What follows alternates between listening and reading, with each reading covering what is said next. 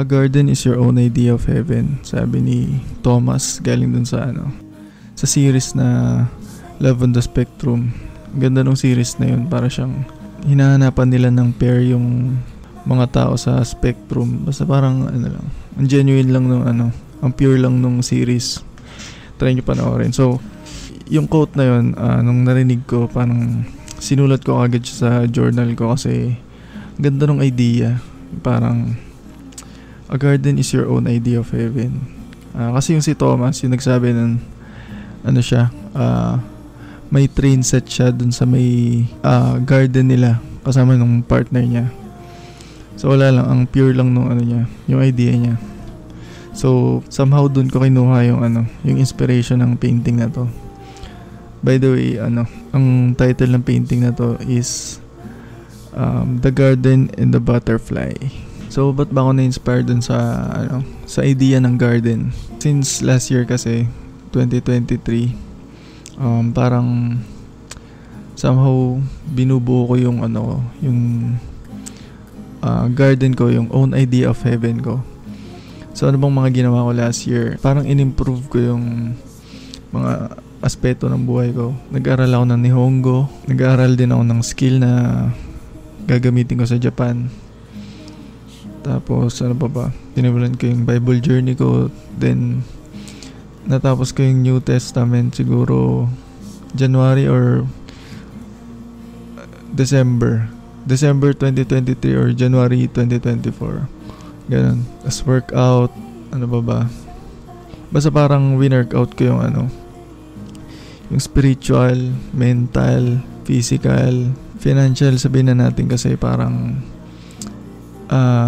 yun nga yung ginawa ko para i-workout ko yung financial ko, yung inaral ko yung Nihongo tsaka yung skill ko.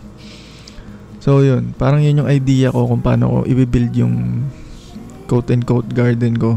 Ayun, nagsimula din ako mag journal pag may brain fog, ganun, yung mga iniisip, journaling lang, ganun. Tapos yun nga, basa-basa, self-help books, tapos philosophy books, yun. Tas ayun, nagsimula din ako ng devotionals.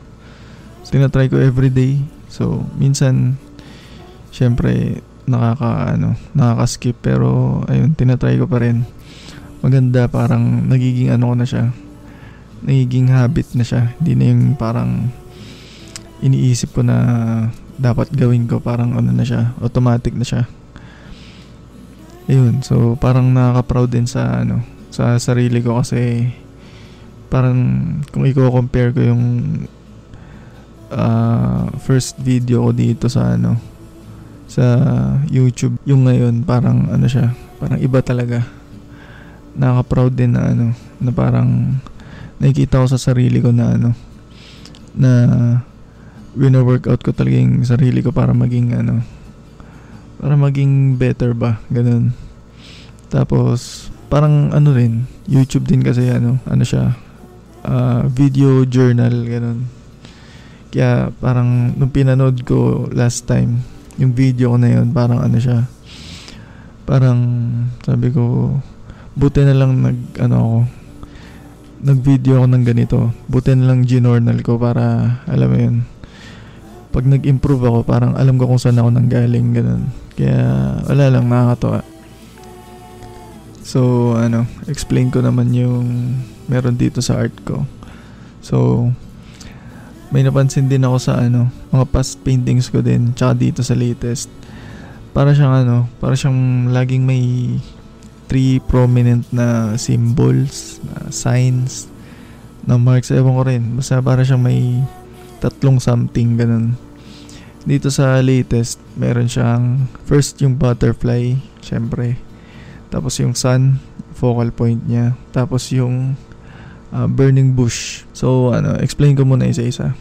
Sun muna, syempre. Kaya parang siya, parang nilakihan ko yung pagka-composition dun sa sun. Kasi siya, gusto ko siya maging parang siya, sunrise, ganun. Syempre alam naman natin pag sunrise, it means na parang fresh start, new day, ganun. Parang reset siya. Yun yung ano niya, parang sunrise means parang reborn, ganun. So, ang laking ano niya parang ang laking symbol sa akin kasi ano siya, yun nga, yung parang kumpara sa dati ba, parang hindi ko na rin kilala yung sarili ko na ganun yung in-improve ba. Hindi naman, ewan ko. Siyempre, sarili ko naman to. Pero masasabi ko talaga parang ibang-iba talaga dun sa ano, sa dati. Kaya ayun, dun, ginawa ko siyang ano siya. Ginawa kong focal point to siya.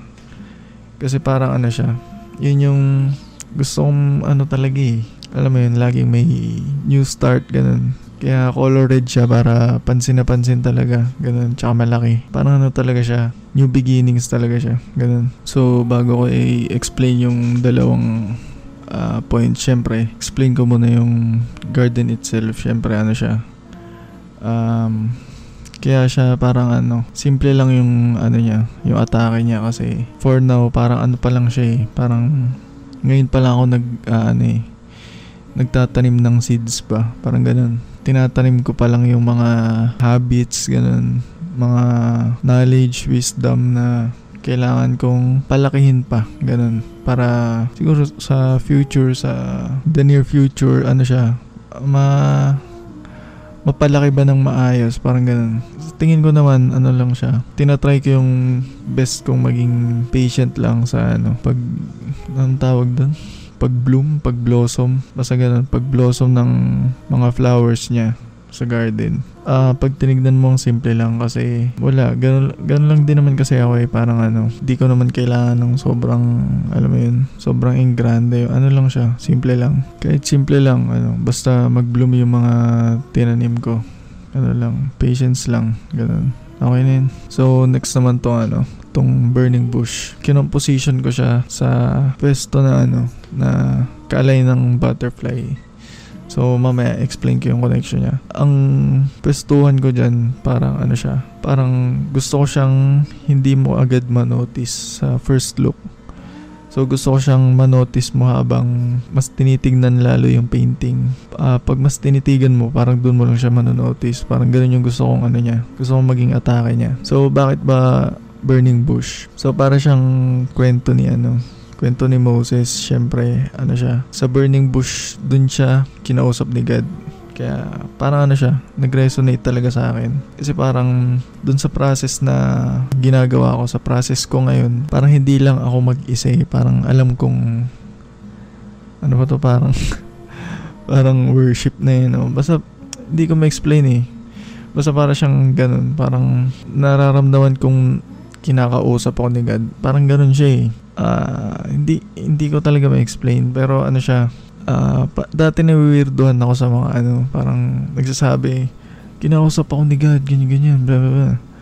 Tapos nung na-try kong magbasa-basa, syempre, parang dati hindi ko magets paano ka kinakausap ni God, alam mo yun, parang ano yung binubulong niya sa'yo. Nung na-try ko talagang lumapit sa kanya, ano siya yung feeling niya hindi talaga ma-explain. Ewan ko, baka ako lang, hindi ko ba ma-explain ngayon, basta parang ano siya sinusulat ko din siya sa journal ko. Meron akong parang section ng testimonials or kung anong tawag doon. Basta ano siya, parang sinusulat ko yung mga sample ba ng mga times na kinausap ko ni God. Yung isang sinulat ko doon nung malapit na yung exam ng JLPT, yung Nihongo Japanese language proficiency test, ganun. Doon sa buong aral ko, lalo na yung sa mga last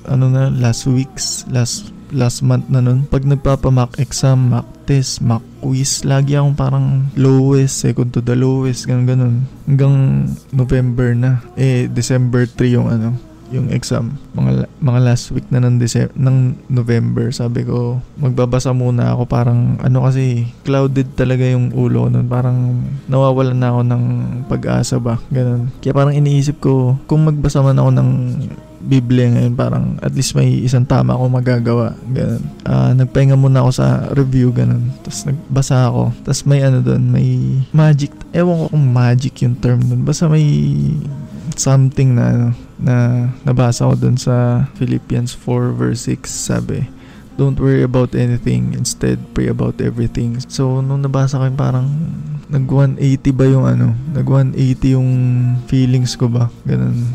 Ano siya hindi ko rin mapaliwanag, biglang clouded, tas biglang kalmado, parang ganun siya. Parang mafe-feel mo na ayun talaga pinabasa sa yun, right timing, right place, alam mo yun, yung timing talaga saktong-sakto na ito yung sagot dyan sa problema mo. Pag-pray mo lang, tas yun, tuloy-tuloy pray ako, ganyan-ganyan, review, pray, review, ganun. Exam day na. After namin nung test, nag-assemble kami mga classmates ko, tas tanungan kami, tama ba to, ganyan-ganyan. Ewan ko, nung tinatanong nila ako, musta? Sabi ko, okay yan, pasado yan. Kahit hindi ko naman talaga sure kung papasa, pero confident ako ba na ginawa ko yung best ko, ba't pa ako mag-worry, inaral ko naman yan ng ilang buwan, ganun, sineryoso ko naman, pinag-pray ko naman, ba't pa ako mag-worry, parang ganun yung sinabi ko sa kanila. Parang sila parang takang-taka sila or amazed na amazed, but parang confident tong si Chan, ganun. Ayun, yun lang yung isa sa mga testimony na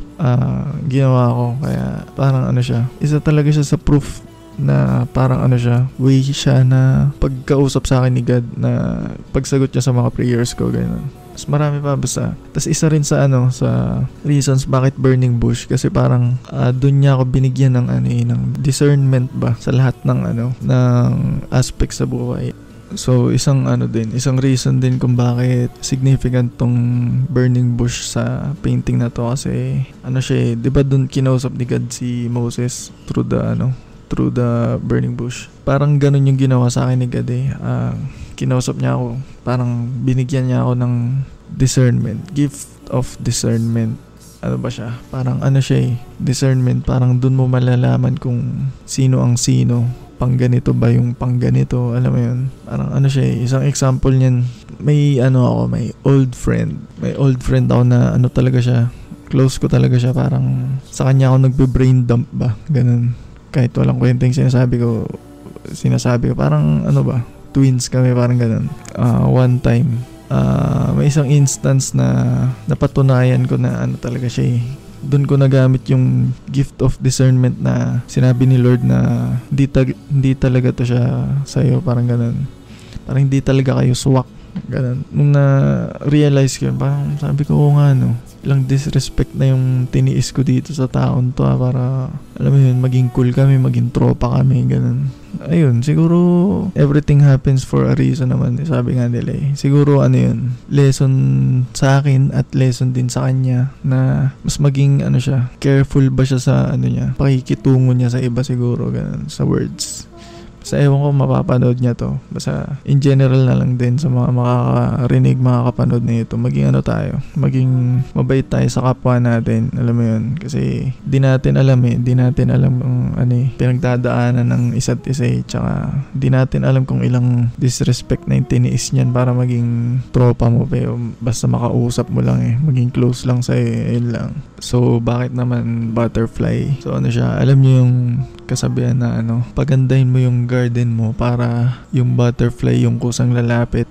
So yun yung naisip kong representation niya. So bakit nga ba siya? Yung composition niya parang pantay siya dun sa burning bush. So kasi pinagpipray ko kasi na kung sino man yung butterfly na darating, yun talaga yung ibibigay ni God na na para sa akin. Ayun, yun lang. Parang yun lang. Ganun lang kasimple yun. Pero yung symbolism kasi niya marami rin siyang pwedeng maging meaning ba. Ganun. Parang opportunities. Pwede rin siya. Magtanim ka lang ng ng hard work mo. Ganun. Workout mo lang sarili mo para yung opportunity igagrab mo na lang. Ganun.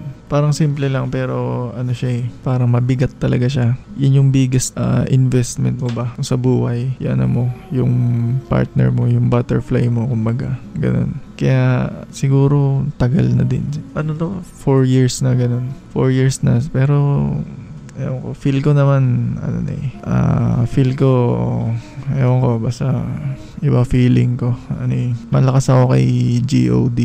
Yun, siya na bahala. So, ano bang nito? Ano bang lesson nito? Ano bang mismong pinaglalaban nitong painting na to? Simple lang. So, siya? Magtanim ka lang ng mga good deeds mo, ng hard work mo, lahat ng pwede mong itanim na alam mong magbe-benefit ka in the future. Tsaka walang matatapakan tao. Parang ganun lang parang simple lang din pero ako personally hindi rin talaga ako green thumb or plantito, pero sa ibang paraan naman ako nagtatanim ng seeds. Pero yun lang ang lesson nito.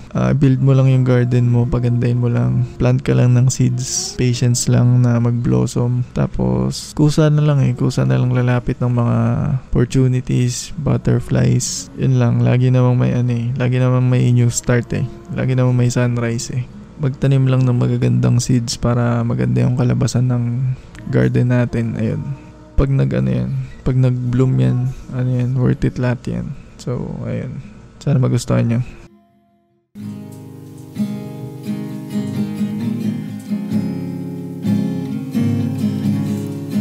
If you're gonna